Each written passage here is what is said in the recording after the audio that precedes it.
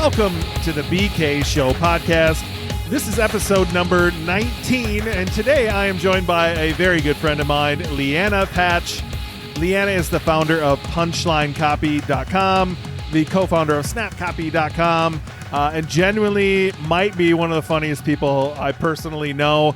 I saw Lianna speak on stage at E-Commerce Fuel last year. I saw her speak on stage this year, and I bought a bunch of her days. I bought a bunch of her time to rewrite copy on one of my websites. And just recently, we decided to become partners. I liked everything she was doing. She liked my business, and we became partners. And so today, I wanted to hear her story. Where did she come from? How did she become a comedic copywriter? How did we become partners? So we actually deep dive into some of the partnership stuff, and then give a few copywriting tips at the end. I didn't want it to be like every other podcast I've heard her on, where honestly, there's 30 other podcasts out there where you can go hear her copywriting tips. And that's just not what I wanted this show to be. That's not what I want the BK show to be. I just want to have a conversation. And I truly think this might be one of the best podcasts I've ever recorded. Her and I just bantered back and forth. We cracked a lot of jokes. And if you don't like this show, if you don't laugh, I'm going to honestly say I don't think we're a good fit for each other. And you probably shouldn't be listening to this podcast, because I think I had a really good time. I think Leanne had a good time. And I hope you, the listener, have a good time as well. So without further ado, please enjoy today's episode with Lianna Patch. Well, welcome to the show, Lianna. How you doing? Thank you so much for having me. I'm doing fabulously, as well as you can be. Yeah, well, you're always chipper, it seems like. Although you said today you're a little off your game, so I can't wait to see how off the game. Oh, great! Yeah, I love that. Yeah, go for it. Make me uncomfortable. Let me call you out right away. So I met you at E-Commerce Fuel New Orleans, which is your hometown, actually. Yep. I saw you on stage there. You cracked me up. I actually still have some photos. I'll probably use some of those for like posting this week for promotion or something. I want to see those. You had like the most egregious yellow background I've ever seen. Does that ring a bell? And I wore a yellow sweater. Yeah. Yeah. It was a lot. Definitely made jokes about your mom last year and this year when I saw you, which is hilarious. Pretty dark. You have some dark humor, but it's funny. Like you're one of the best people I've seen on stage. I would say you and Billie Jean Shaw like really stand out to me as like two things I've seen before that were awesome. And then so we hung out 2019. I saw you again in 2020. You spoke again. We hung out again. I hired you a bunch, and then now we're partners. So we'll get into all that today. But I don't know a whole lot of your story, actually. I think I talked to you a little bit in 2019 in New Orleans, and you told me you were a comedian. We did everything we could to get you on stage at the final night party. You would not do it. Oh, good. Yeah. And then you came up in the Andrew Youderian episode. He claimed he had the best copywriter ever. I let him know I was interviewing you in a couple shows, and careful what you say. I said, I called you the crazy cat lady, and Andrew Youderian said, I think she calls herself that. So I hope you don't mind that we brought you up a little bit, but I'd love to hear your story. I don't really know where you began, right? You just kind of sprung on the scene for me in New Orleans at ECF, and that's the first I'd ever heard of you, but your reputation preceded you, right? You've spoke on a lot of stages. Oh, exciting. How far back do you want to go? I mean, all the way, I guess. I don't know. I love hearing entrepreneur story. Like, how do they get where they are, right? Like, being an entrepreneur we're all crazy. We're all really, really weird. And I think it's interesting how we got to be where we are and how we decided, maybe quote unquote normal wasn't for us. Yeah. Well, part of me wants to be like, well, my dad loved my mom and they met in Wisconsin, but we don't have to do that. Wisconsin, eh? All right. Yeah. I like that. Yeah. My dad's from Madison. There you go. Yeah. They did meet at UW-Madison.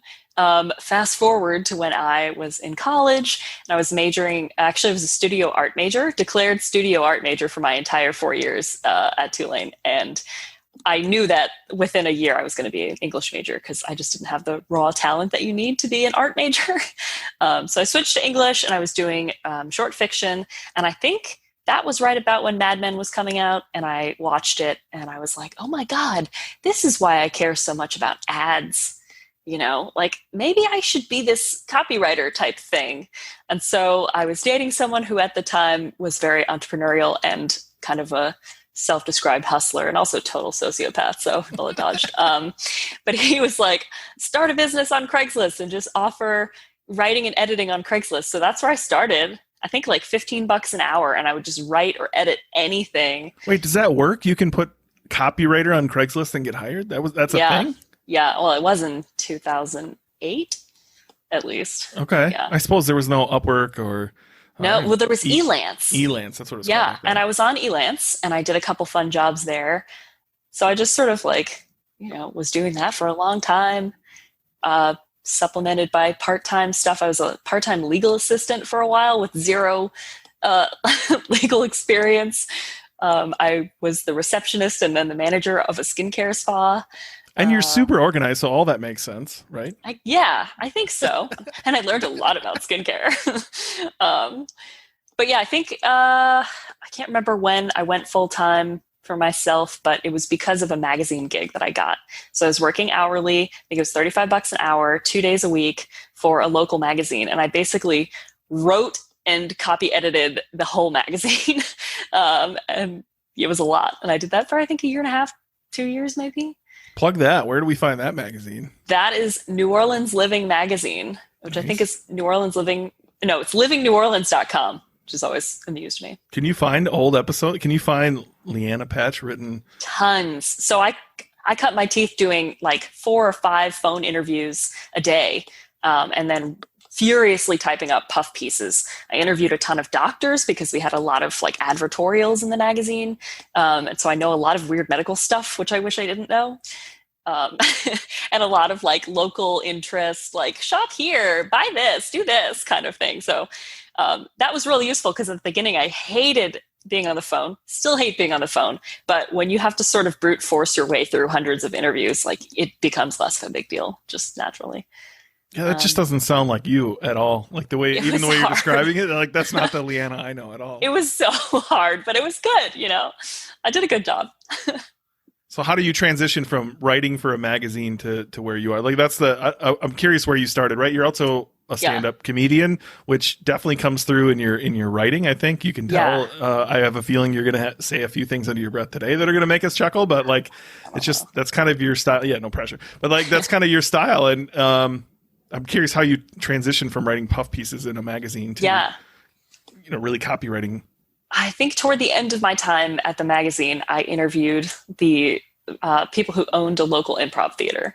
And I had already started experimenting with comedy open mics just because I lived near a bar that had one. And I went to one and I was like, wow, this is bad. I could do better than this. And so I was just kind of like challenging myself to go up. And I thought for the first few weeks that I did comedy that you were supposed to write an all new open mic set every time you went up. So I did that for a few weeks until somebody was like, no, you just work on your bits. You don't have, you can repeat yourself. It's okay. And they invited me to come try an improv class. So that was how I got into that. And I was doing that for a while, but then I got really burned out because despite having this interest in comedy, my client workload was mostly publications and mostly copy editing. And I'm very good at copy editing. Like I'm super detail oriented. I'm just good at seeing mistakes. But I find it draining. I love pointing out mistakes. I'm laughing over here because you totally are. Like anything I've written on my website, you've called out anything that I've made, even the smallest mistake on. And I think that's funny. Occasionally I get to call them back on you, and that's like the greatest day of my life. And Grammarly helps me. I didn't actually see it. Grammarly saw it. And I'm like, hey, look here, look at this. You screwed up too. I've made some mistakes. I once sent a magazine to print with the wrong URL for someone's restaurant. And it turned out to be, luckily it was the URL of some actor's personal like online acting resume and not like a porn site. But he got a huge spike in traffic. How crazy do you get? So literally Brian Angel just sent me this like 10 minutes before our show. It's an email he got that says the word decibel is spelled wrong on your product page. Decibel is the wrong spelling. Here is what Merriam-Webster says. Decibel, the word you've entered, isn't in the dictionary. Check on spelling suggestion below or try using the search bar. And then it spells it right. It says, please fix it. I will be so grateful. I will probably purchase one of your products, maybe even all of your products. Smiley face. Thanks. Like, you're not that crazy, right? No. Although it's amazing to me that people still do that. I definitely, like, in the beginning, left my business card for editing in like menu books. Like I'd be like, you have typos on your menu, I can help, and leave my business card. Like, asshole. Did it get you any jobs, Karen? No, of course not. Nobody likes being told that they're wrong. Also, you should fix decibel and then write back and be like, all right, I expect you to buy every single product. Hey, send them a purchase order for all of them. Every standing desk we have. I've never seen anything like that. I don't know. That certainly gave me a laugh when I read it. My God. Yeah, I don't do that anymore. People sometimes do it to me though. Really? Yeah, and I'm just like, thanks for your input. Bye. So I do want to ask you about the comedian thing. So like when you heard there was just open mic night, or was that the first thing you did, open mic night? Is that right? Mm-hmm. Mm-hmm. There was no like oh shit in your body. You were just like, yeah, I could do that. That's what alcohol is for. That's true. That worked for me for karaoke, I guess, but I don't know about open mic. I don't think I could stand up there. I could sing you a mean "Build Me Up, Buttercup" any time of day, but I'm not sure I could get on stage and crack any jokes. I'm the opposite, because actually I am a pretty good singer, and I was in an a cappella group all through college. But if I'm nervous, it affects my singing voice, but I can still tell jokes if I'm nervous. It's not going to affect the performance. Well, as long as we have you here, why don't you show us a couple bars? Maybe next time. That's a different podcast. That one costs more, yeah. Oh, I'm not getting paid for this, everyone. Yikes. All right. So you do a little stand-up. You took an improv class. Like, Did you actually get on stage and do improv? Oh, yeah. Actually, I ended up staying at that theater and doing all 5 levels that they have. So each level was 8 weeks long and culminates in a recital. And so you start with the basics and you sort of work your way up, and then eventually you get put into a troupe or a team, and you audition for shows or get show slots. So I performed a ton. What are the shows like? Is it like Whose Line Is It Anywhere? Or is it like people from the crowd are like, do this? And you're like, no, cool. Neither, actually. So Whose Line is short form improv, which is super fun, but not what we did. And we also didn't take suggestions from the crowd. So it's basically, y'all sit over there and shut up. We're going to come out on stage. Someone's going to initiate, and then we're just going to roll with it. And there's so many different forms that you can do in your improv show. So the easiest one is montage, where you do a scene, the scene's over, somebody edits it by like running across the stage, and then you just do another unrelated scene. But you can get really complicated and start interweaving scenes together. And you have A1, A2, or A1, B1, C1 scenes, and then you have A2, B2, C2 scenes, and each of those sort of ties together. And then the last one of that, this is called the Herald, brings all the threads together in some very satisfying way for the audience. So it involves callbacks and listening really well and like remembering what character choices you made, and it's really fun. I think my only experience with that is senior year. We did Tony and Tina's wedding. I was Tina's gay brother, and that whole thing is almost improv. Like they do the first 10 minutes, and then the next 2 hours was all. In fact, I sang "Build Me Up, Buttercup." I walked over and asked my principal for a dance, who whispered some naughty things in my ear for doing so. No, yeah, it was. That's my improv experience. Wow. Okay, I don't actually know what Tony and Tina is. Apparently, it's a pretty popular play. I don't know. It's what our drama class decided to do that year. So you did a lot of improv in that show. Just that show, yeah. Yeah. Yeah, I love improv because there's rules. It looks like when you do it right, it looks like effortless magic, but it's like that thing where there's the duck gliding across the surface of the pond and you don't see the feet underneath, right? Like great improvisers are working so hard and doing such amazing work that they make it look easy. It seems like you'd have to rely on other people, which I'm not very good at. You do, and I also hate that. Yeah. But they rely on me too, and like letting each other down is kind of great. It's good to do, when you're going to be on stage a lot, you have to make mistakes and put on really crappy shows. And then the world doesn't end, right?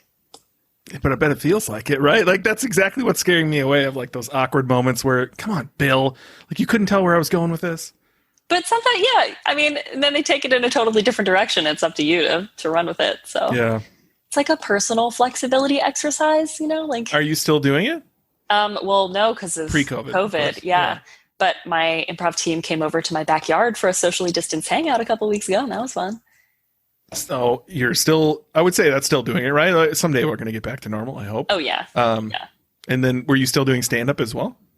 No, because I did one online stand-up thing for a baby bathwater event, and it was real awkward. So I didn't really want to do it again. So I just I heard of baby bathwater from you and from someone else. I actually just heard the founder on Mike Dillard's podcast. Nice. Is that something you're a member of, or you were just there speaking? Yeah, I'm a member. It seems pretty exclusive. Like, what can you tell me about baby bathwater? I want to it was very intriguing to listen to that guy. It sounded like he created a pretty cool community, and invite only, and they try to find people that make good sense. And I think one of the things he said was like, when they interview you, he asks you something like, how often are you like stuck in your laurels about an opinion and then somebody comes on and changes your mind? Does that make you feel good or feel bad? And he's like, if they tell you that they can't change their mind, he doesn't want you in this group. And I thought that was kind of cool to have open-minded people there. I do actually remember him asking me that. That's funny because I can never remember conversations. Yeah, I think the way that I usually describe it to people is how they often describe it themselves, which is the one rule is don't be an asshole. And so it's a bunch of different entrepreneurs. I would say people wildly more successful than me, in all sort of industries doing cool stuff. And then they get together. We get together every now and then. And there's skiing involved sometimes because they have this ski lodge thing up at Powder Mountain in Eden, Utah. And so I skied for the first time in 15 years last year, which was hard. Yeah, it's cool. I like it. Is that the only, quote unquote mastermind thing you're part of? Well, if you count ECF, I'm in e-commerce fuel too. And then I've had my original copywriter mastermind group that we've been together for 5 years. And it's just like 8 to 10 of us in Slack at any given time. Joanna Wiebe, we were her first cohort of the copywriter mastermind, and we just kept going after she was done with us. Nice. Yeah. I just love asking people. Masterminds have truly changed me. Just right before you, I recorded one with Craig Rizzoli. He was in a mastermind with me. I've actually interviewed quite a few people from a mastermind we were all in together. I'm in Elliot Rose mastermind currently, and it's so amazing to meet more people and build real friendships of entrepreneurs that are a lot more like you than probably the people you went to high school with. And it's a personal development journey as well. And I just love them. So I love hearing all about them. I've heard a lot about Baby Bathwater. The names I've heard that are in there, like, I feel like maybe I don't belong in this. And so, I feel that we do. Yeah. I can imagine when you walk in a room and it's like, oh my God, I listen to his stuff and I've watched his stuff. And like, it's got to feel weird, right? Yeah. And then you get a drink. Everyone listening to this is going to think I have a real problem with alcohol, which like, hey, maybe I do. But I think the founder said, if you think it's weird that people are walking around offering you micro doses of mushrooms, you probably don't belong here. And I was like, wow, okay, I can get down with this. They party. Yeah, for sure. It's fun. I mean, it's like if you bring your least judgmental, most open brain to the events, you're going to learn a lot and you're going to vibe with certain people. The way that they also describe it is, they curate for the best, most interesting people, no matter what. Like income doesn't matter, industry doesn't matter. But the quality of people at every event is really high because they've selected for interesting conversationalists with cool life experiences, from everywhere. Yeah, he said something about getting the most out of your experience by, talking to somebody in a completely different industry, right? There's a lot of people there that have no names. There's a ton of people doing amazing things that you've never heard of before, right? That are in that group. And I definitely subscribe to that Jay Abraham type of thinking of like, what's working in your industry and how can I apply that to my industry? And I bet it's pretty cool to go talk with some guy who's crushing the plumbing game or something, right? And learning something you had no idea about. Did you say you spoke on stage there? I did. The first event that I went to was in Croatia. They rented a private island in Croatia. And so we just took over this island for 5 days and I did my humor talk for a group of like 20 people outside. I'm officially starting to get jealous now. I might have to pick your brain off the air about this. It's pretty fun.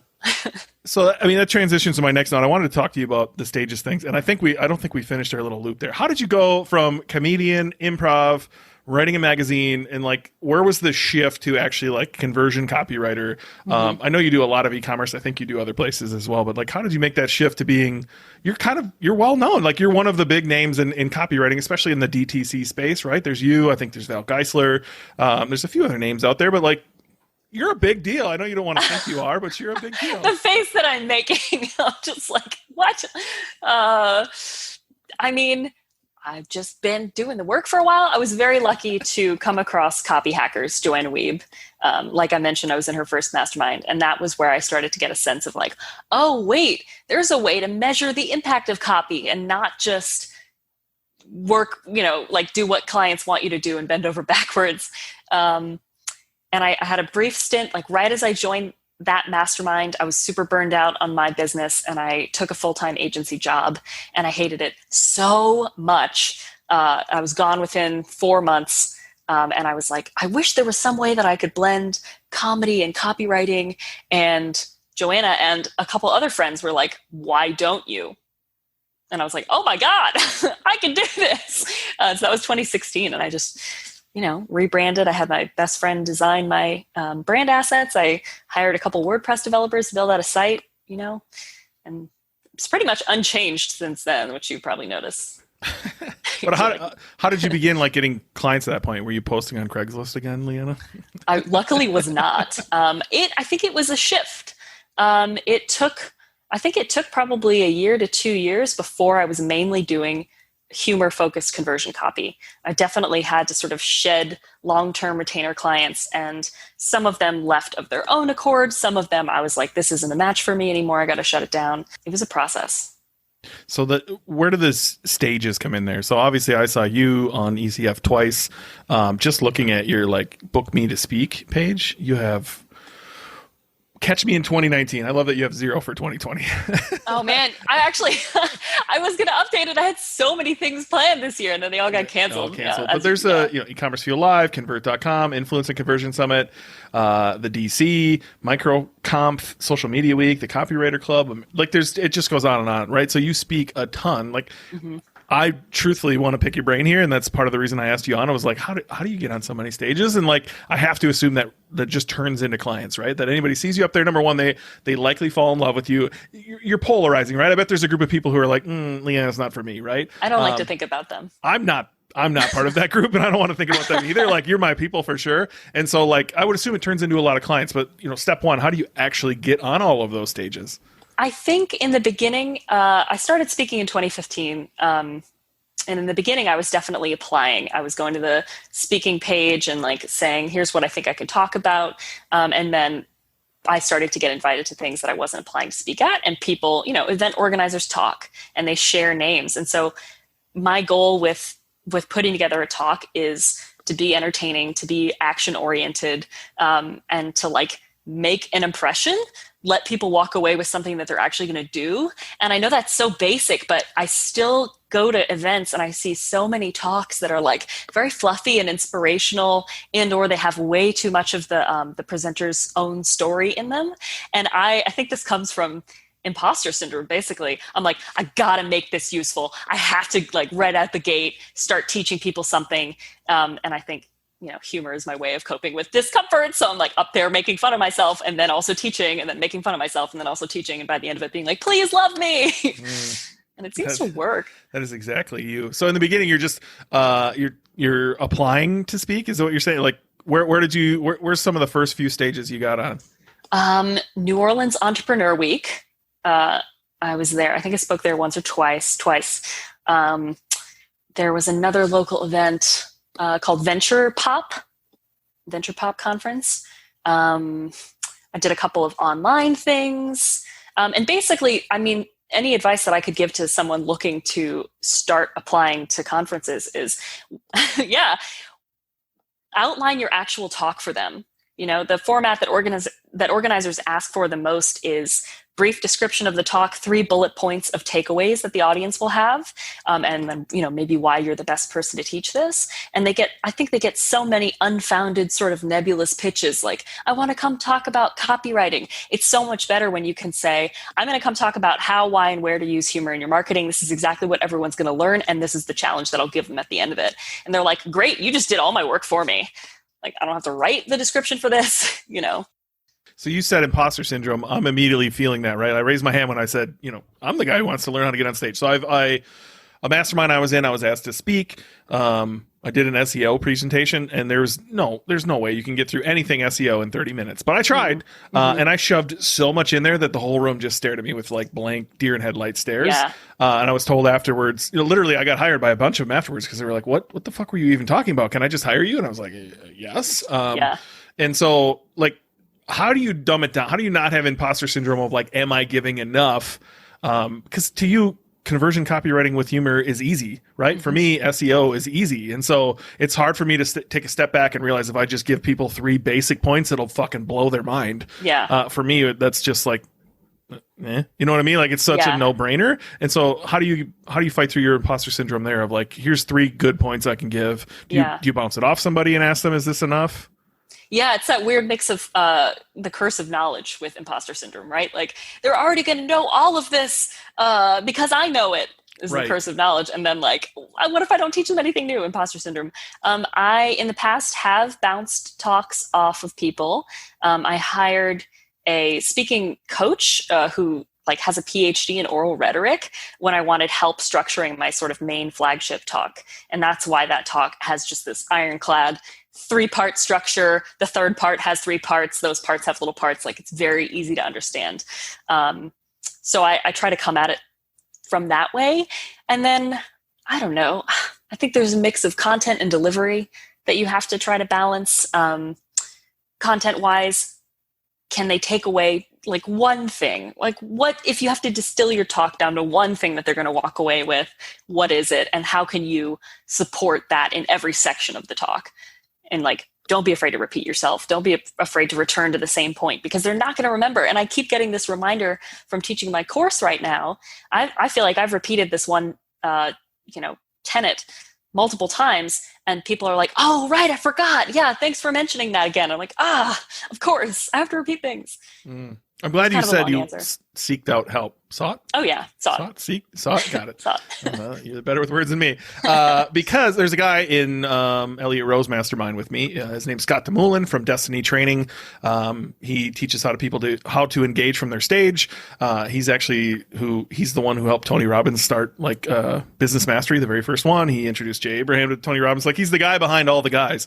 And I've thought about buying his stuff. Well, pre-COVID, of course, and his building burned down like 2 months before that, unfortunately, in Las Vegas. Yeah, and so unfortunate. But like, I've thought of the same thing of like, okay, somebody just go show me the framework and show me how to do this right, because it's so hard to just figure stuff out on your own when you can just pay somebody smarter than you. So I'm glad you said you did the same thing. Structurally, I think is really important because especially when there's so much that you want to teach, you often need somebody on the other side being like, nobody's going to know any of this. You're saying B before you say A, and you need some sort of connective tissue between A and B.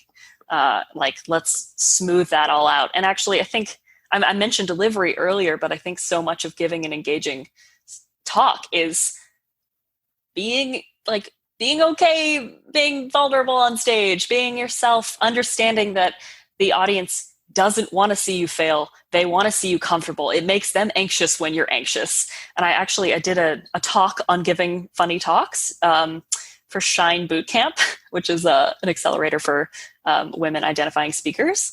And it was just all about like, here are the ways that you need to psych yourself up before you even step on stage, along with more matter of fact. Here's how to work in visual humor. Here's how to hit your timing. Here's what to joke about when you get to the event. I have a little checklist. Like I'm gathering data as I'm standing around. I remember I did this most, I wouldn't say explicitly because it was just for me, but I remember doing it the most when I was speaking at Ezra Firestone's Blue Ribbon Mastermind event in 2018. I was sitting there like, okay, what are the things that I can joke about that everyone in this room has just seen? So that immediately I can get on stage and like start off with an in-joke, make everybody feel like they're with me, get them on my side, and then get into my material. Smart. Yeah.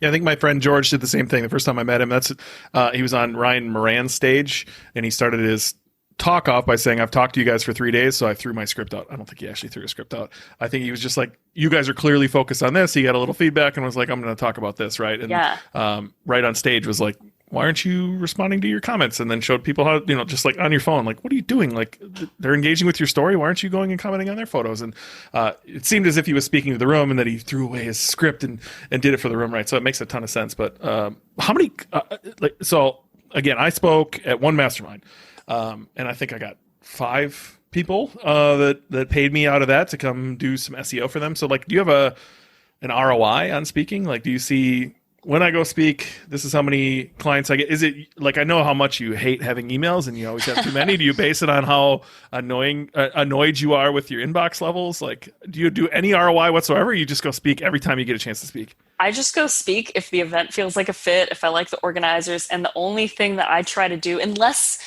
somebody has handed me their card and said like, please email me about this specific thing.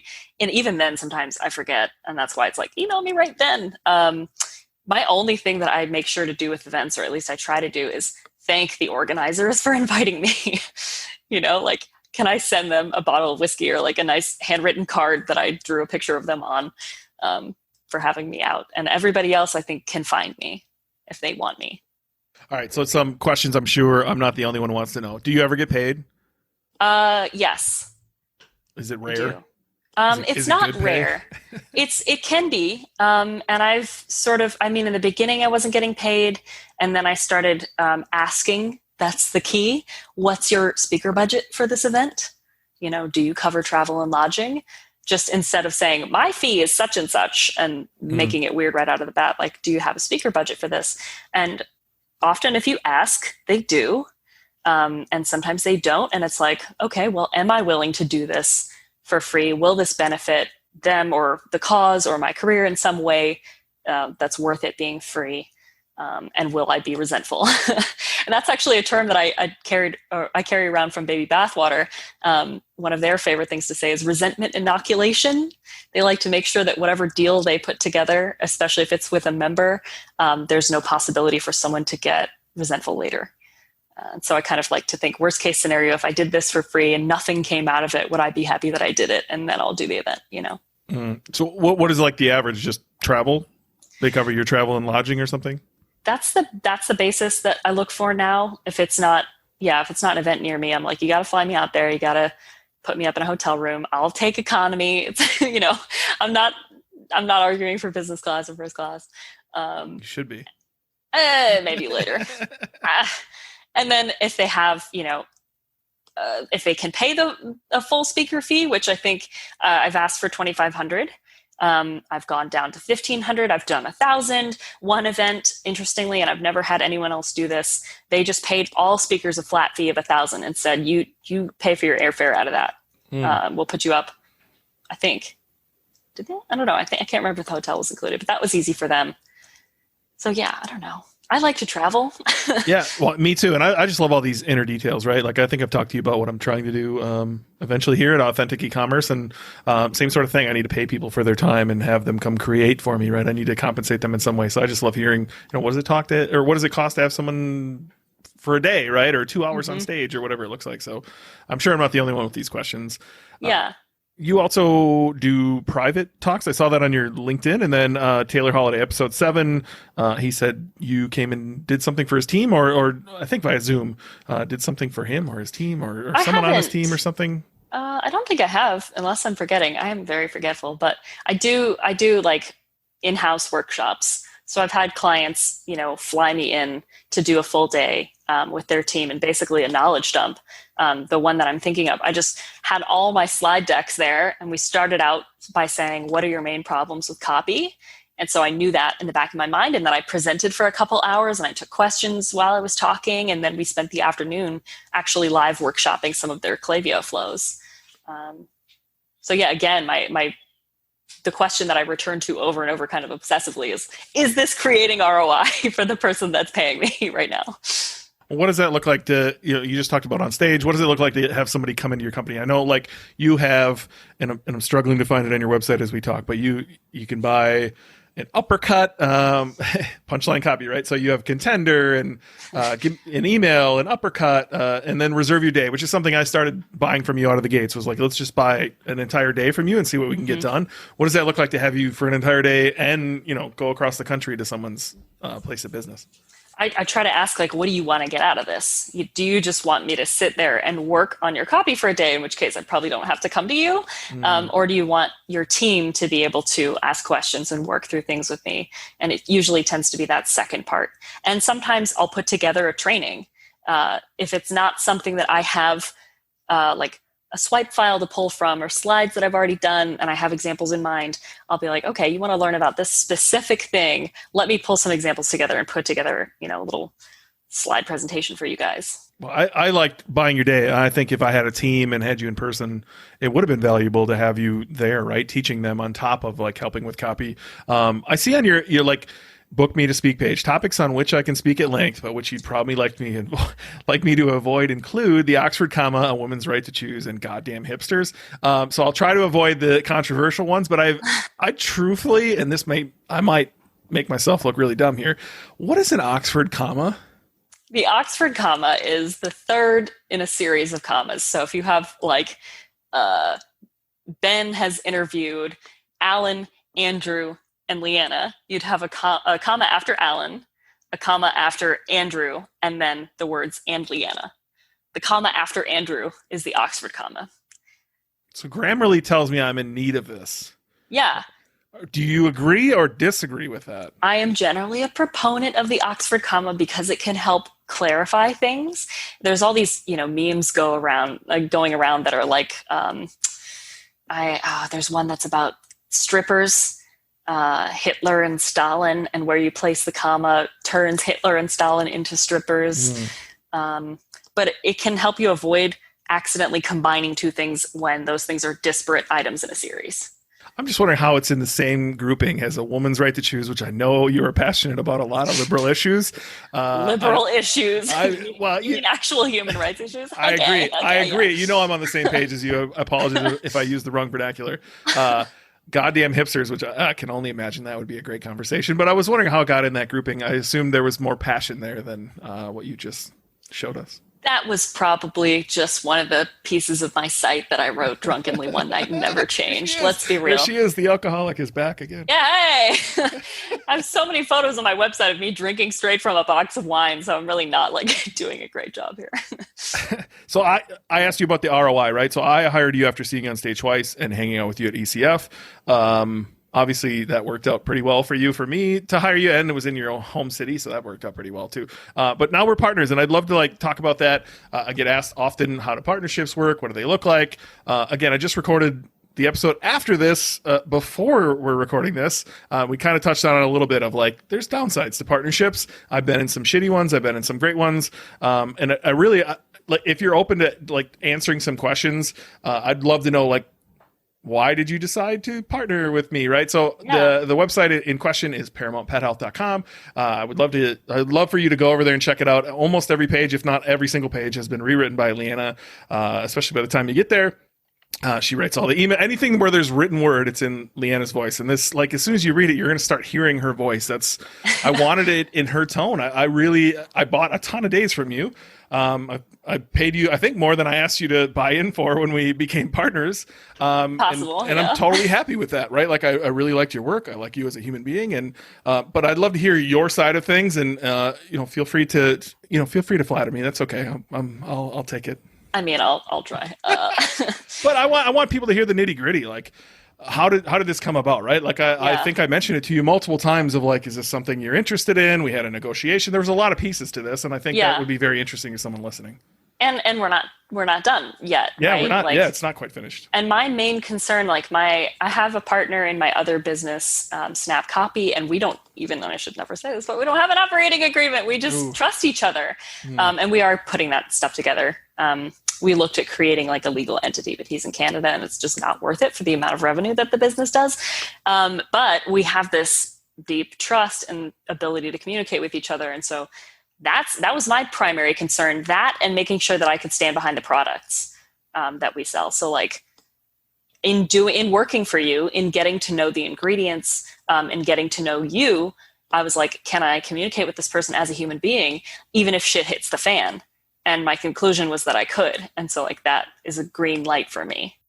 Partnerships are hard, right? And so I love that you took, at least some time to consider all the things. And like you said, we're not done, right? There was, initially I had said, hey, how would you like to come on for this percentage? And you were like, hey, how would I like to come on for this percentage, right? And I think we met in the middle. I think I was totally okay with that. And then there's the whole process of how do you value the business?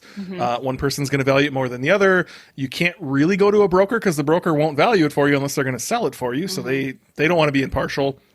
And so there was the whole, I think, on a market, it could get this. And, on a cash basis, it's worth more than on an accrual basis, it's worth more than cash, or vice versa. And there's all those headaches in there. And so, I'd love your experience as well. I think we ended up coming down. I just wanted you on the team. I didn't really care.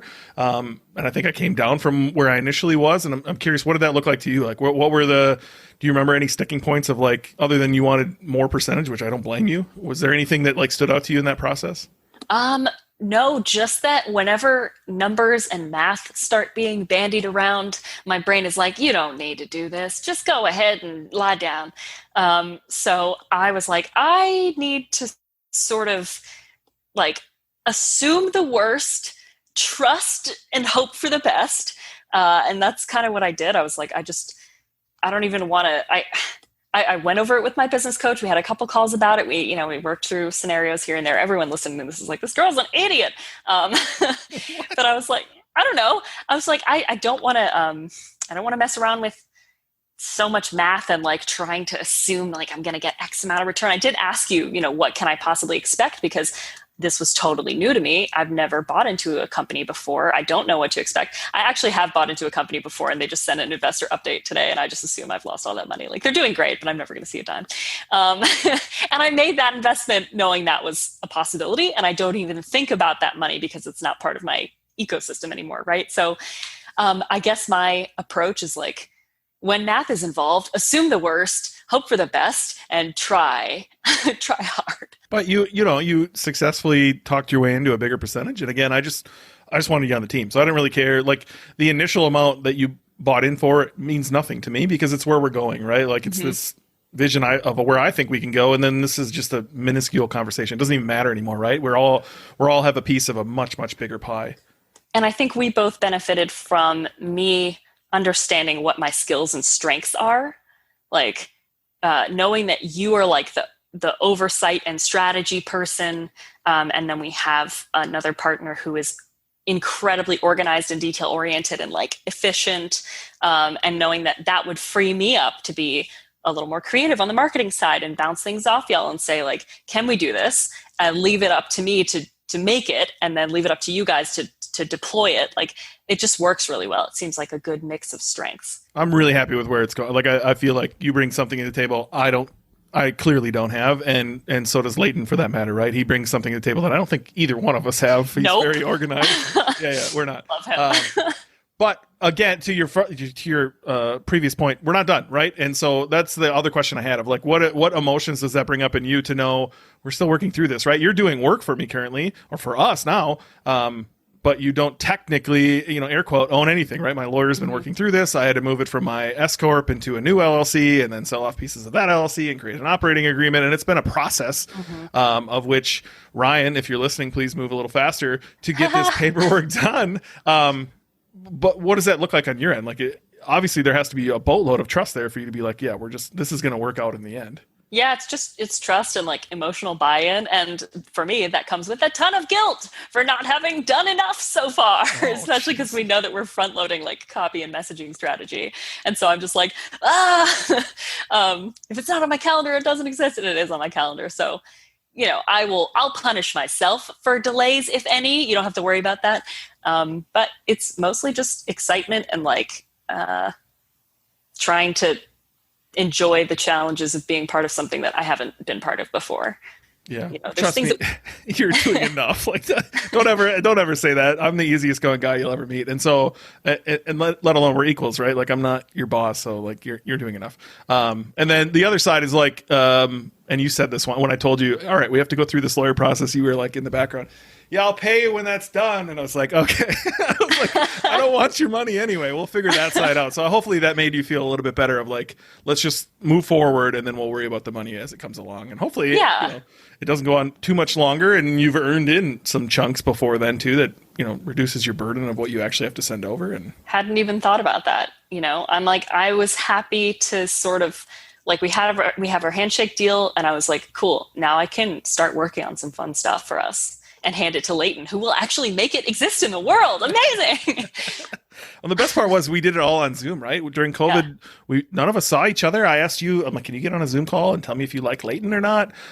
We did the rocket fuel test, and him and I fit together kind of like a puzzle. And I was like, this is going to work, I think. And then I wanted your feedback, and you wrote, I wish I had it pulled up. You wrote back like, he's amazing. I could just hear you screaming it. And I was like, good, this is going to work. So. And then you were like, take the same assessment. And I was like, I'm neither.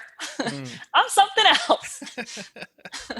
I think the only other piece that we're not talking about is we haven't done the operating agreement yet, which is going to, we need to get divorced while we're happily married. We need to businesses never last forever. And so figuring out exactly what does that look like when Lianna says, all right, you know what, I'm good. I'm going to step away, or I decide I don't want to be there, or Leighton, or all three of us are like, let's just get rid of this thing. Like, we need to know exactly what that looks like. And so that would be my advice. I brought it up on the Craig podcast. I'll bring it up here again. Catherine Lavery from Best Self Co. just bought her partner out, and she wrote one of the best articles I've ever seen about this. Just about to mention that. I've tagged her like 10 times on Twitter about it. Come on, follow me back, Catherine. That'd be great. I'd love to have you on here too. I don't think she follows me either. But I really liked her article. I like Catherine a lot. I like her business a lot. And so I'll put that link in the show notes of this episode, as well as next week's with Craig. It's already in there. I did that before this call. So definitely check that out. If you have any other questions about partnerships, shoot them over. Hopefully we dispelled some myths, and yeah, I don't know. I look forward to where we're going. I hope you do too. It seems like we're all both on the same page and excited.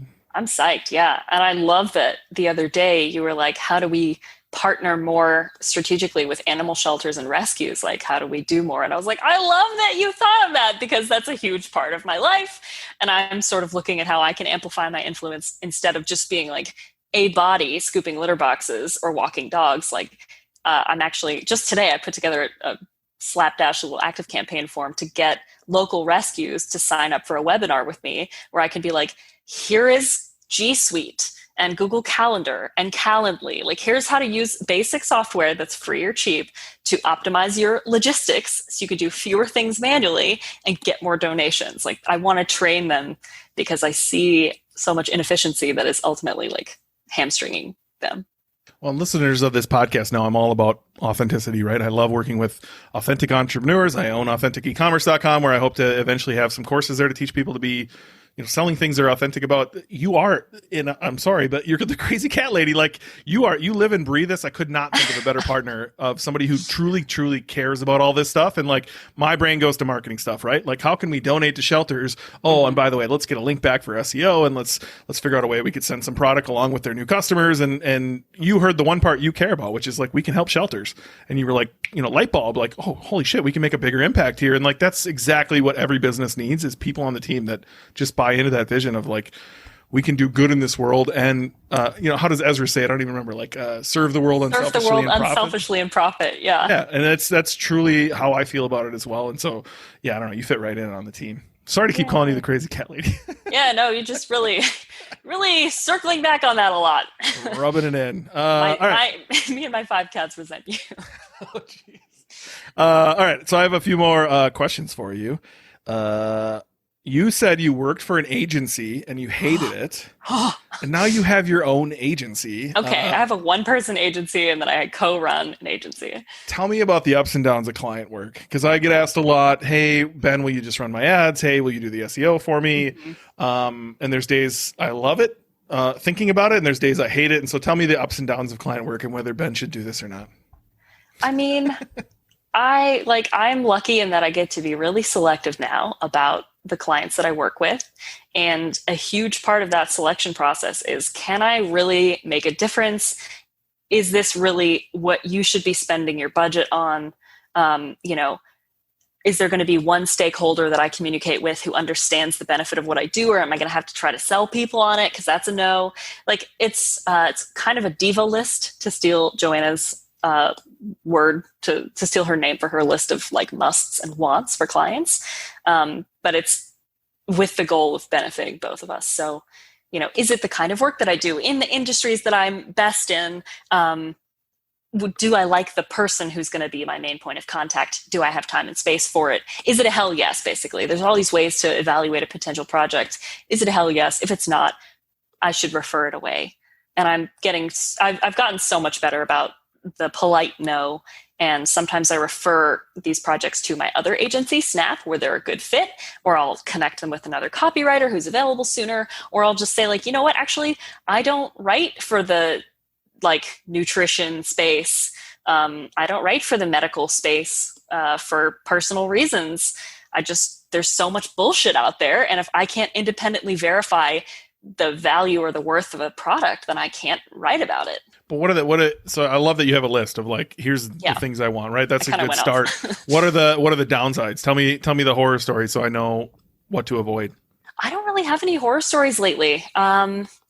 I would say the only issues are when people sort of disappear and, we have a timeline that everyone's agreed to in the contract. And so if a client disappears on me and doesn't give feedback within the time that I need them to, they'll come back later when I'm busy with other projects and be like, hey, by the way, I have stuff in the Google Doc. And I'm like, I don't care. But I will always be a pushover and, work with them anyway. I'm trying to think of I haven't really had any horror stories in the last couple years. But it's like payments. Do you have to worry about collecting at the end, or do you make everybody pay up front? Or I usually take 50% up front if it's a custom scope project. If they buy a day, I ask them to buy in advance.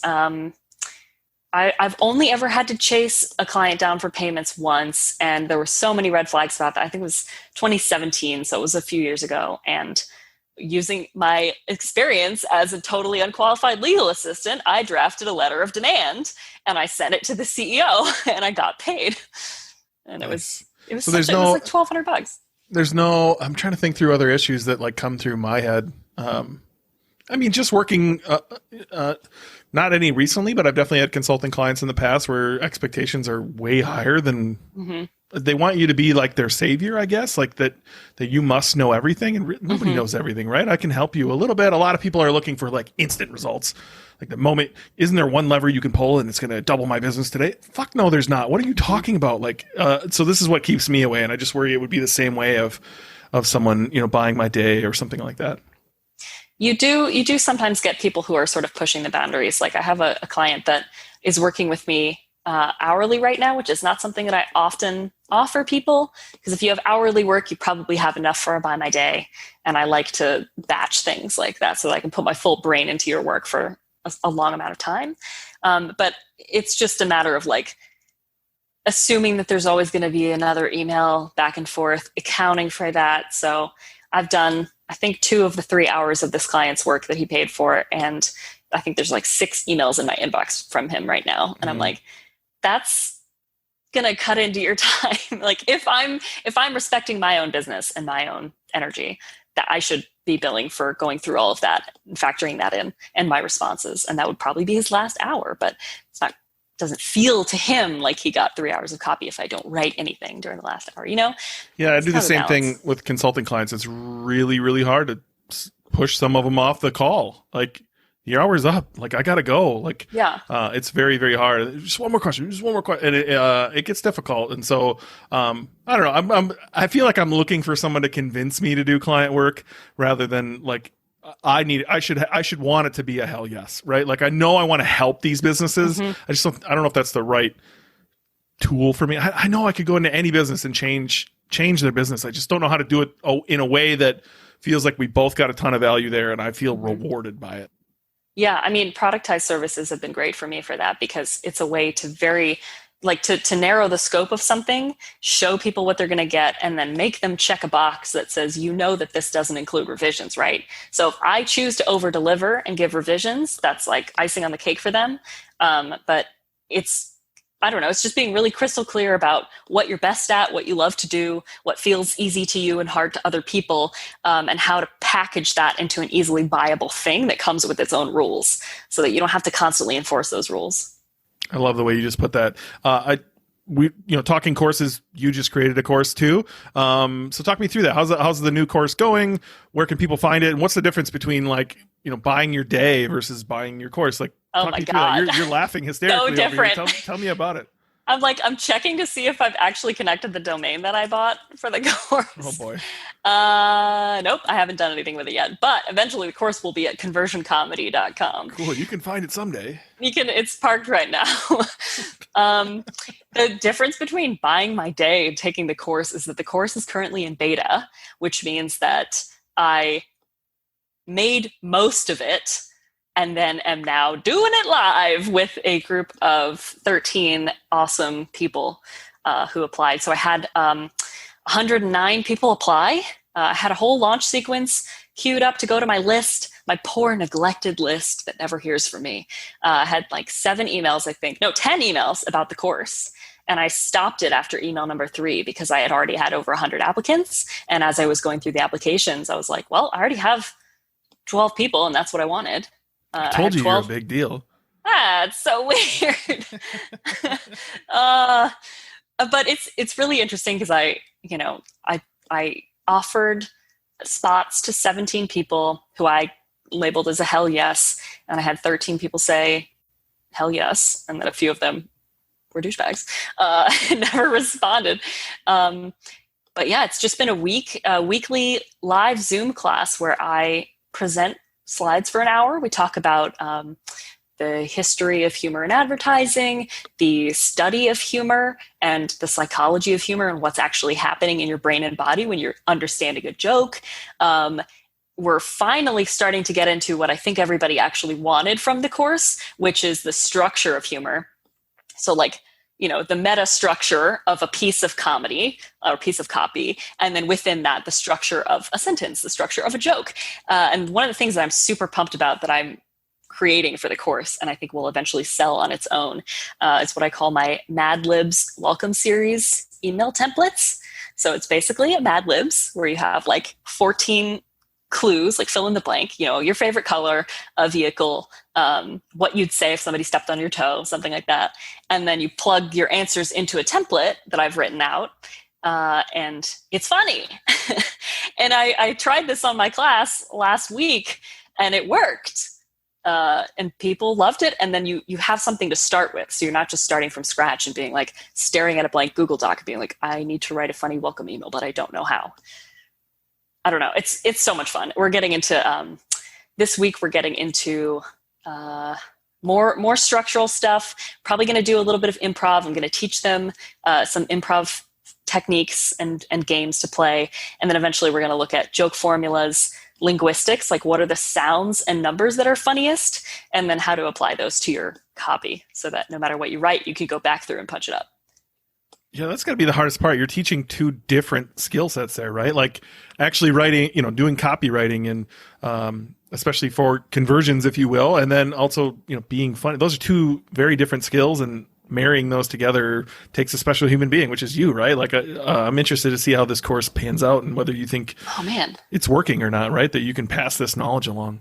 Well, one of the sort of foundational principles that we're exploring in the course is the combination of motivation, whether you're goal-oriented or play-oriented. You might remember this from my first ECF talk, and your physiological arousal. So how hyped up you are, and how those states interact with each other. So for instance, if you're goal-oriented, you're in the telic mode, and you're super highly physiologically aroused, your heart's beating fast, your skin's conducting, you're flushed, your blood's pumping, that translates to anxiety. And we want to use that as marketers. We want people to be anxious at certain points, but we also want them to be able to relax and trust us. So how do we bring them into a relaxed paratelic or play-oriented state, lower that physiological arousal? So I've mapped it kind of like a roller coaster.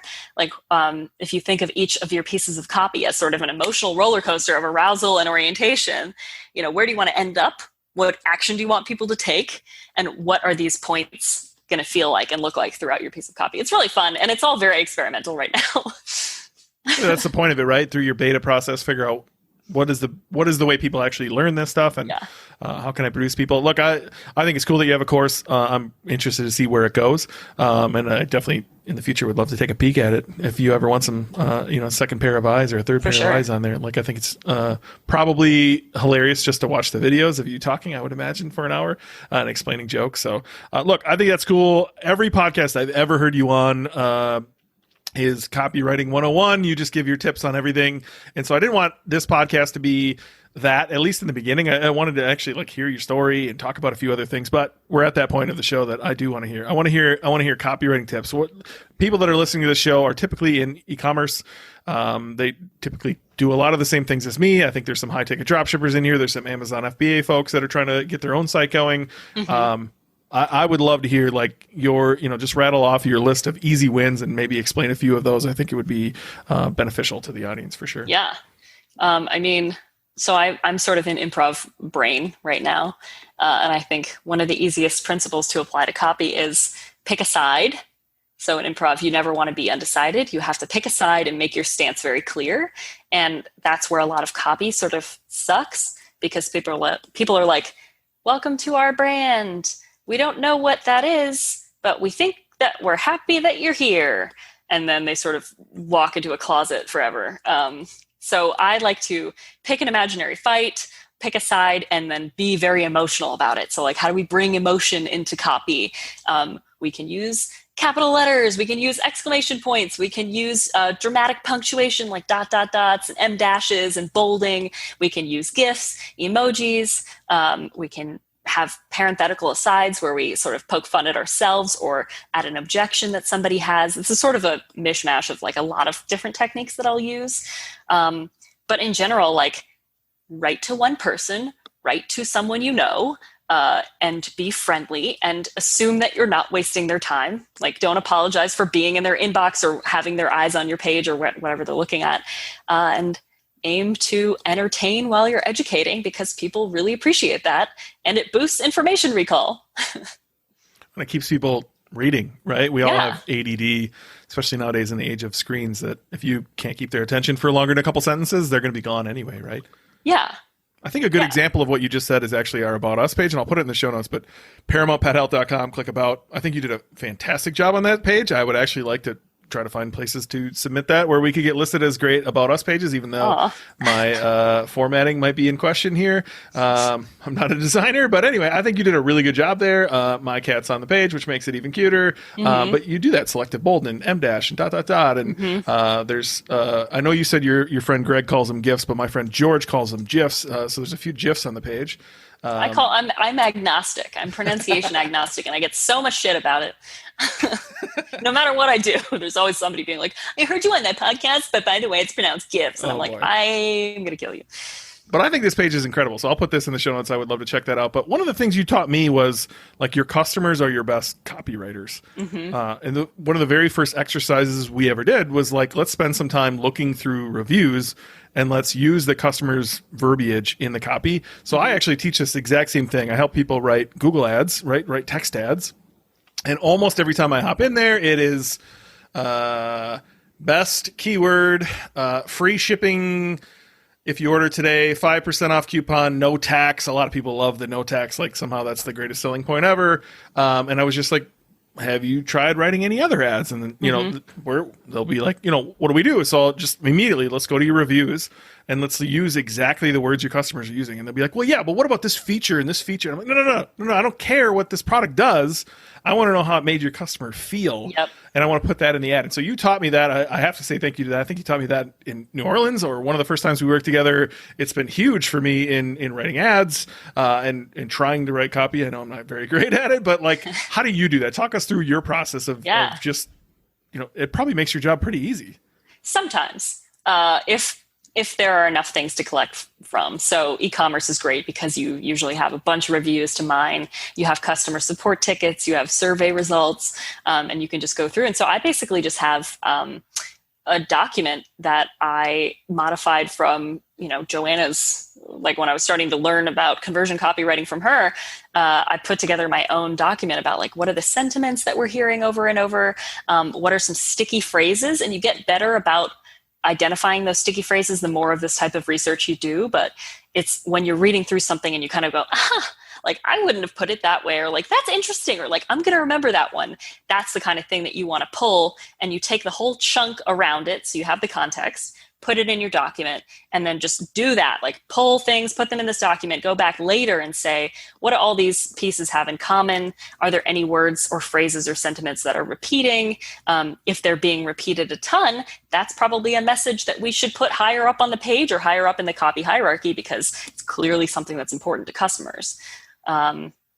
It's kind of just this fun discovery process, and it often brings up good questions too, where, you know, I'll be looking through the research and I'll be like, well, I can understand, you know, what people love about the product, but there isn't much here about what drove them to buy it in the first place. So maybe we should send a survey. You know, the ageless question is what was going on in your life that led you to us, or that led you to buy from us. And that gets people to go into storytelling mode. And they're like, well, you know, I noticed my dog was limping and I asked my vet and he didn't really know what to do and said he was just getting old, but I knew there was something. So I started Googling, and then I found glucosamine, and then I found Paramount. And now I've been giving my dog the supplement for a while. And it's like, okay, maybe we should reflect that journey back to them somewhere in the copy. Like, you've done this research. You're your pet's best health advocate. You ended up here. Way to go. Congratulations. Like, affirming and understanding and building trust and then selling. Yeah, I love it. I mean, you're doing that right on this About Us page I just talked about, right? At the very bottom, you write, we can't legally call our supplements miracles, but our customers can and do. And then you show the review of somebody calling it a miracle supplement and telling their story. And literally the one you just described is on some page we have. I know it is because I recognize the way you're talking about it. And so I think that's huge. Mining your reviews. E-commerce is, even if you have a new product, go find your competitors and look through there and use their customers' words for your copy as you're launching your brand. It was such a huge tip. What other tips do you have? What are some easy wins, especially for e-commerce store owners? Like, what are the first couple things you would come in and fix on anybody's business? I mean, I look for where copy is closest to revenue. So, around your purchases, around your checkout, and your product page, is there any copy that could be working harder or is clearly not working? Do we have an abandoned cart email going out? Why don't we have 5 abandoned cart emails going out that also provide value along with inviting them back to their cart? Do we have post-purchase upsells? Do we have micro copy in the checkout that makes you feel like you're making a good choice and doesn't just like shepherd you lovingly up into the point where you give your credit card and then dump you at the side of the road because we got your money? And I've mentioned this before, I hate seeing really well-branded e-commerce businesses that haven't changed their Klaviyo and Shopify default emails. So like on the front end, it's like, we love you. You're so great. We've put so much effort into this copy. And on the back end, it's like, hello, we have received your order. It shall be shipped to you. It's like horrible. So that leads me to my other piece of advice, which is look for places to add delight with copy. Pay attention, be detail oriented.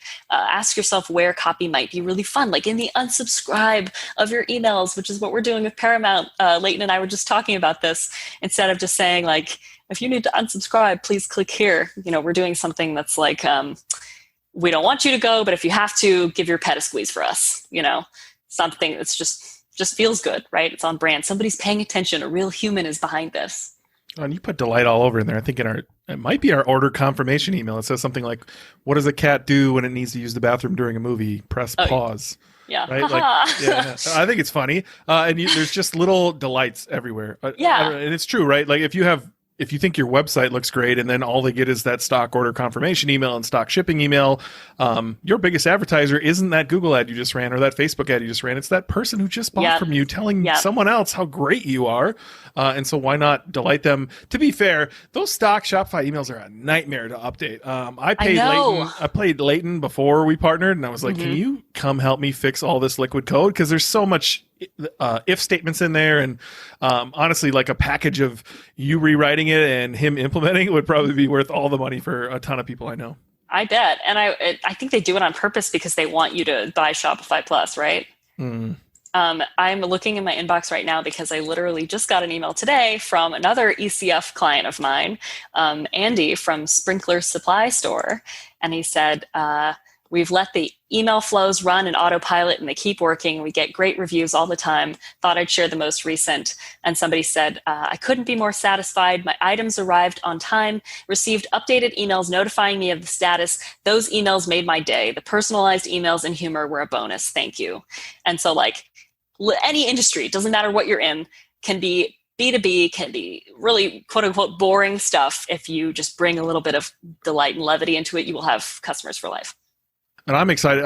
I started working on something at the company I left called Love Your Customer. It's something I want to implement in this business of like, how can we just blow them away?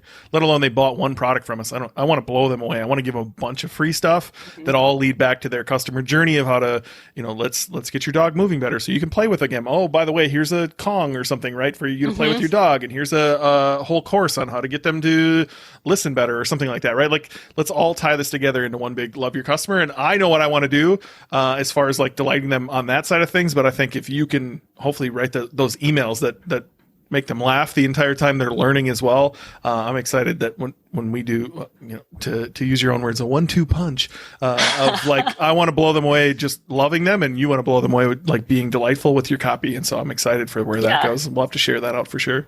Yeah, and I think it's kind of related to the speaking stuff that we talked about earlier, that imposter syndrome where you're like, I got to make sure that I'm giving value. What is going to be actually useful for this person? And as a jaded marketer who's seen every offer under the sun, how can we be a little bit different? So that's why I'm kind of excited about the opt-in that we're working on, which is going to be an ingredient glossary. Like there's so many canine supplements and feline supplements on the market, but I haven't found an attractive, easy to understand guide to those active ingredients. And having done all of that research to be like, what is glucosamine? How does it work in the joints? How do we give that to our customers as a way to say, like, we've done the research, we want you to trust us, here's something free, get on the email list, and we'll continue to help you. Yeah, that's an equation is hard to solve in every business. What do you give someone that's not a discount? Not save 20% today and give me your email so I can offer you discounts the rest of your life. So much. Like, I'm trying to figure out, it's a hard thing to solve. But like, I look, I don't know if it's imposter syndrome for me as far as value. Like I just pulled up my tweet. So I ordered from First Form. I consulted with a competitor of theirs. He's up and coming. I really like their business. I was trying to help them figure out ways that they could delight their customer, love their customer, right? And so I went over to First Form and I was like, what are they doing? And I ordered, I wanted to try their Opti Reds, like just, a Reds powder. Immediately they told me, why don't you try the green too? Why not, right? And then I was like, oh, they have fish oil. Cool. I'll throw some fish oil in there. And at that point, they hit me with a subscription, right? Would you like this delivered every day or every 30 days? Save $5 if you do that. Great, cool. I add the fish oil to the cart, and immediately I get popped up with a free mystery shirt. Like, of course, I'm going to take a free shirt, right? Like, why wouldn't I take a free shirt? I finished checking out, and as I say, wouldn't you know it, they had more tricks up their sleeve. They asked me for my Instagram handle and my Facebook handle, and I really didn't know where that was going to go, right? Yeah. And I was like, are they going to follow me? A couple hours later, I get a message request from Benjamin Braderick First Form HQ. When it's a video message in your DM on Instagram, you can't preview it. You have to accept it before you can watch it. So genius. So I accepted it. It is a video of the guy holding my package and says, hey, I just want you to know I take this stuff every day and I think you're going to love it. This is going out today. It should be to you within 2 days. I also threw in a free product for you just because. And they legitimately did. I thought it was just be like a sample. No, they gave me a whole nother product that they said goes well with it and gave me a full month's worth. The package shows up and there's a full handwritten note in there thanking me for my order along with the free product that he says, goes super well with these. I totally understand why they have a raving fan base, right? And so someday I hope to have my old partners on here and we can kind of talk through what I designed for them. But like, it's the same sort of thing. How can you just blow away your customer? Because look, if I was big into weightlifting, if I was big into taking any sort of supplements, I like a good supplement or two. Believe me, my cupboard's full. But like, if I was more of their ideal customer for First Form, I wouldn't be shutting up about them. I'd be wearing their shirt. I'd be talking about them every time I go to the gym. I can see why they have such a PH family, as they call it, and why they're so huge. And I want to do that in every business I'm in. I want everyone to be like, have you heard of Paramount Pet Health? My cat, like, your cat looks so vibrant. He's chasing everything around the house. Yeah, it's because he takes this supplement, right? Your cat looks so vibrant. Sentences I hear all the time. I just want to blow people away. I want them talking about me constantly. And so, I don't know if it's so much imposter syndrome. Just I want to blow people away. Yeah, I do too. Yeah, you do the same thing, just in a different way, right? It's all through your words and your little quips and jokes that you put in the emails. And that's why I'm really excited. Like when we finally nail this down and get this together, I think it's going to be something special to share with the world. I'm so excited to also work on the packaging copy because that's always my favorite thing. Like I can see brands trying to compete to be the best thing in my mailbox. And I want that for us. I want every part of opening it to be super fun and Instagrammable and, have little jokes here and there. And Chewy does it in a way with like, does your cat or dog love to sit in boxes? Like snap a photo and tag us on Instagram. We can go so much further than that. That's pretty smart too. Yeah. I've never actually ordered from Chewy, but I don't think about the unboxing, right? I'm the guy who just gets the box and I don't really care, right? And so I'm glad you're thinking about that too, right? That's exactly, again, a good reason we're partnered together. And again, Catherine Lavery, if you're listening, please tell us more about how to build great packaging because that's kind of her thing. So look, I have a few other things. Like I love the easy wins. I want to know what's next for you, right? Besides where we're going to try to go with Paramount Pet Health, COVID probably put a damper on your speaking career. I don't know if are you going to do Smart Traffic Live this year?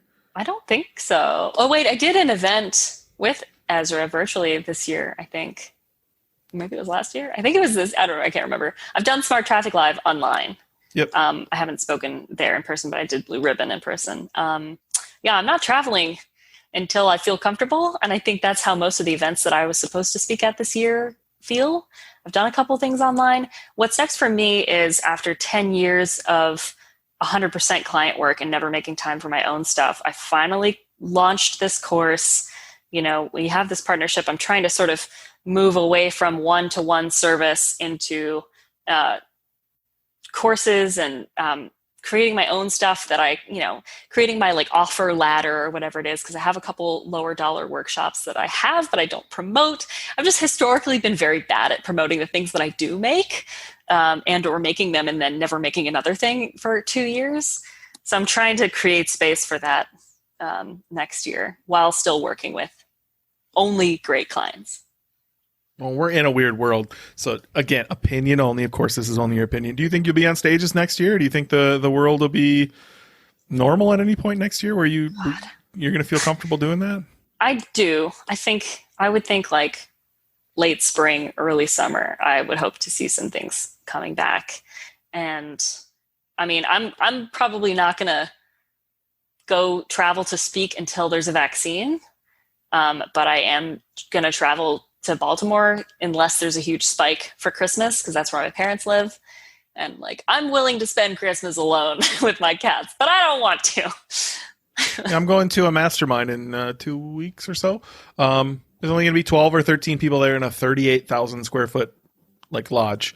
And I still feel really, really weird. It just seems like it seems wrong, right? I got married a couple months ago and flew for that. That felt weird. There was nobody at the airport. There was nobody on the plane. Estes Park was packed like it was July 4th. That was really weird.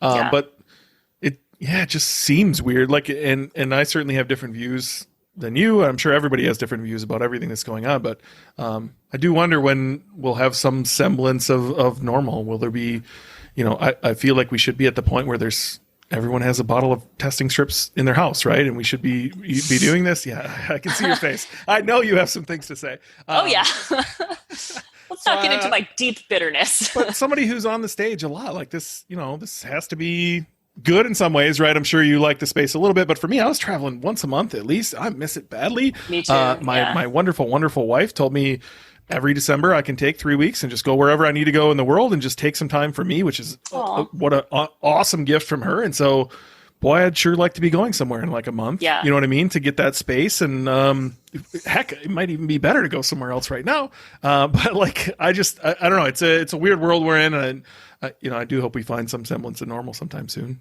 Yeah.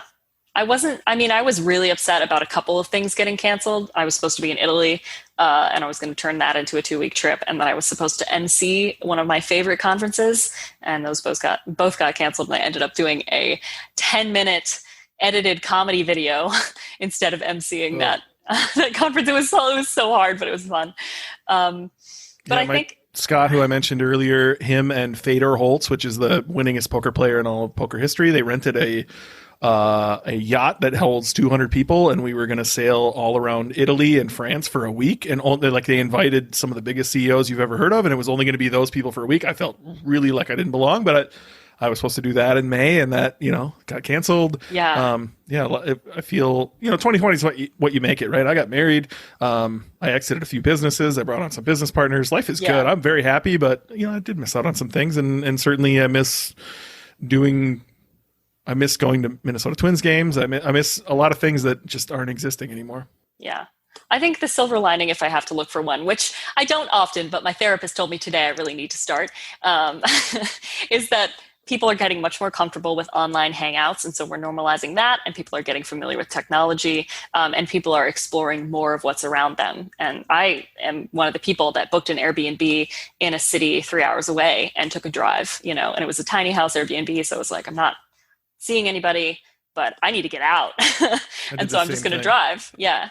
I booked a cabin up on a lake and in the spring and went up there a few different times just to get away. So I totally get that. Yeah. So look, the last couple things I wanted to mention were where people definitely should go. One is your website. Go to punchlinecopy.com. Your website is hilarious, albeit very red and yellow. Okay. Definitely sign up for her email list. It's hilarious. I think on her Book Me to Speak page, she has a couple talks on there that you can watch too, or at least the slides. Just the slides. Yeah, if you have any links to some of you actually speaking, shoot them over and I'll put them in the show notes because, yeah, your presentations are awesome. Also, if you're a member of ECF, I would imagine they might be in there somewhere, perhaps. They are. Yes, they are definitely in ECF. What else could they look at? So our website is amazing, ParamountPetHealth.com. I would love it if you check that out. She recently redid BenKnagendorf.com, which I've been putting off promoting for a while because she did the copy and I was too lazy to update WordPress. And so if you go to BenKnagendorf.com, don't laugh at the photos. I really don't have any, so I used what I had. But all the copies updated. I think she did a great job on there. And if you're looking for consulting or anything like that, that's the place to book. Another site is Manly Bands, and I just want to read a couple just to give people the idea. They sell wedding rings. Perhaps you've heard of Manly Bands. They're a pretty big brand. And you literally didn't rewrite much here, but what you did, like, you don't need to read any more. Like, there's the cowboy, be the cowboy. We can't legally tell you that John Wayne wore this ring because it's not true. And also he died before we started Manly Bands, but we're pretty sure he would have. Like, that's all you need on a product page, right? In some video, which they immediately went into, and a bunch of pictures. You rewrote the baller, fast cars, hot girls. You are the That's not mine. No, actually. You didn't write that? No. Manly Bands has come a long way since we worked together. And like, as their business has grown, they've changed a few things. I did write the cowboy that you mentioned, and we did get some really big wins, which is like where I got my case study from, my favorite and only official case study, even though people send me metrics all the time. And I'm just like, that's cool. I guess I'll just forget about that and sit on it forever. I think a lot of the clients that I've worked with in the past couple of years have sort of grown so much that they had to hire like a full service agency. And that agency tested short versus long copy. And to my eternal chagrin, this happened with another recent DTC client. They found that the shorter product copy was converting better. And like, I'm not precious about it. It's fine. Whatever makes you more money. It is sad for me, though, that sometimes people don't want to read the whole thing. But I went to your /best of on your site, and I told you before we got on the call, you have 0 e-commerce stores on here. I know. I never update my own stuff. I think that some of the copy you've written for e-commerce stores is out of this world. There's definitely people listening who would find it funny and maybe want to hire you. I definitely want to get a backlink from you, side note. And then, anyway, people should definitely go to punchlinecopy.com, check out some of your work. Please throw some e-commerce stores on there. There's little delights everywhere, right? Like, share this shiz on the left side of the screen, your little Bitmoji that says you there. Like, I totally need to figure out how you do that. That's kind of cool. I need to remake that because my hair is not that color or length anymore. But where is some places besides Paramount Pet Health? Where can people go see some of your work and just laugh? The only place that I share regularly is Twitter, which is twitter.com/punchlinecopy. And I'll take screen caps of what I'm working on if I like it and, tweet it and tag my clients sometimes. That's it. I don't know. I don't post enough. I don't know. I hate self-promoting. And like, I have friends that are really great at doing like the multi-step Instagram stories with the GIFs and the dots and tap through to do whatever. And I'm like, God, I'm so tired. Yeah. I don't want to do that. It took me an hour to write that first form tweet. It was like 12 tweets. It took me an hour to put that together. And I was just like, how does Anthony Pompliano, or whatever his name is, how do all these people do these huge threads and give all this value?